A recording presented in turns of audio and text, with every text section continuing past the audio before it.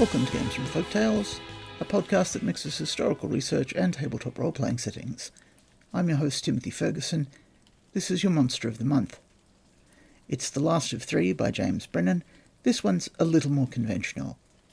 It was released into the public domain through LibriVox by Ben Tucker. Statistics, eventually. The Visitor in the Vault, read by Ben Tucker. Newling hated the vault. Hated its shadows, its silence, its cold, stale air. But this morning there could be no escape. Preston Haver's books had been sorted and classified, and Mr. Twace, the head librarian, had given instructions that some of the most valuable of the lot were to be stored in the locked basement vault. Running his hand through his thinning hair, Newling pushed the book truck into the staff elevator. Mrs. Joy, the desk attendant, watched him with an abstracted expression. There was no one else in sight. Mr. Twace was in his private office, reading the morning mail. The elevator glided to a smooth stop, and Newling rolled out the truck.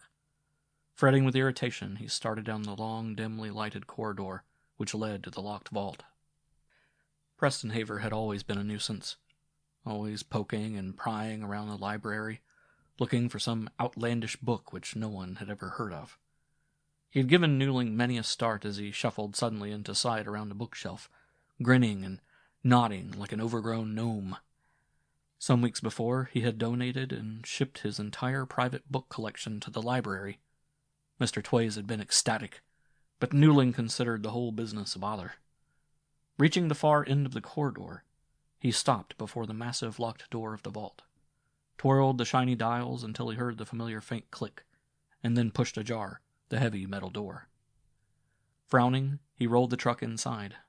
The atmosphere of the vault this morning seemed even more oppressive than usual. It seemed far colder than it ordinarily was. Newling shivered as he brought the truck to a stop and scanned the shelves for a suitable spot for the books. Most of them were vellum-bound in cannabula, written in Latin and embellished with archaic designs. Remembering Preston Haver's yellow-toothed smile and bony hands, Newling lifted the books with distaste. He began placing them on shelves as rapidly as he could, occasionally glancing behind him into the deeper shadows of the vault. The lighting was far from adequate, and although Mr. Twace had promised that something would be done, somehow nothing ever was. Newling filled one shelf and started another. He was cold in spite of his hurried movements. He glanced toward the vault door to make sure that it was still open. More than once he had had nightmares about being shut up in the vault. The book truck was nearly empty, and he was beginning to feel somewhat relieved, when he suddenly froze with his arm half outstretched toward a shelf. He had heard nothing and seen nothing, but he knew, even before he turned, that he was no longer alone in the vault. His heart was hammering, and he could feel the cold sweat break out on his forehead. Mustering his last shred of willpower, he forced himself to turn around. Weakly, he leaned back against the bookshelves. Preston Haver stood inside the vault door, half in shadow. He looked yellower and bonier than ever, and his gaunt, mirthless grin seemed more grotesque. Nodding and still grinning, he shuffled forward. "I see you're shelving my books." His voice was cracked and thin. It sounded to Newling as if it came from the far end of the corridor. Newling stammered. You have a fine collection, Mr. Haver. We're putting the best ones here in the vault." Preston Haver's ghastly grin widened. His long yellow eye teeth looked like fangs, Newling thought. He peered at the librarian with his reddish eyes. "There's just one." His eyes roved to the shelves.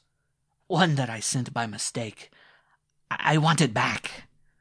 Newling nodded. Of course. Could you, describe it, sir?" The visitor stared at him, with a kind of enigmatic smirk. "A small book, with a soft cover. I'm sure you'd have it here. It's rare. Oh, very rare." He threw back his head and laughed, while Newling listened in horrified fascination. He had never heard Preston Haver laugh before.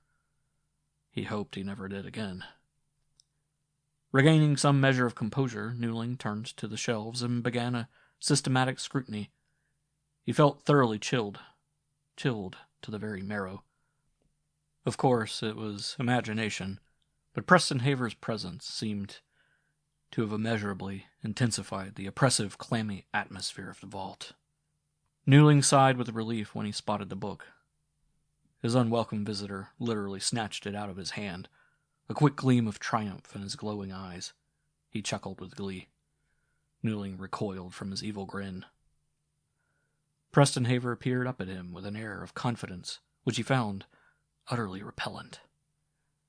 "This cover," he said, stroking it fondly with his bony hand.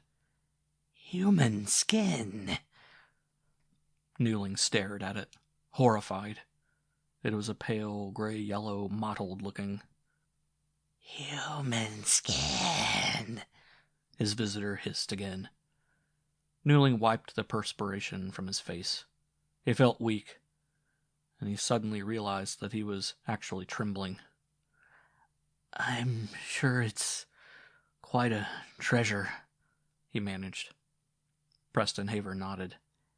"Quite a treasure, you see," he went on, again with that odd air of confidence which Newling found revolting. "I'm starting on a trip, a long trip, and I couldn't leave without this book." Newling's voice was scarcely a whisper. "I'm glad we found it." His visitor moved toward the vault door. Just before reaching it, he turned, and his red eyes sought out the librarian's, his face contorted into one last, lingering, malignant grin. And then he was gone. Newling leaned against the shelves for a full 5 minutes before he summoned up enough strength to finish emptying the book truck. Still shaking, he rolled it out of the vault, slammed the great door, automatically twirled the dials, and started back down the corridor. He was cold and weak. He had scarcely strength enough to slide open the elevator doors. He stepped out of the elevator into the large open shelf room of the library with a feeling of indescribable relief. He felt as if he had ascended from a tomb. Mr. Tways, the head librarian, was coming down the aisle. He stopped when he came abreast of Newling. He was about to say something, but at the sight of Newling's face, his mouth fell open. "What is it, man?"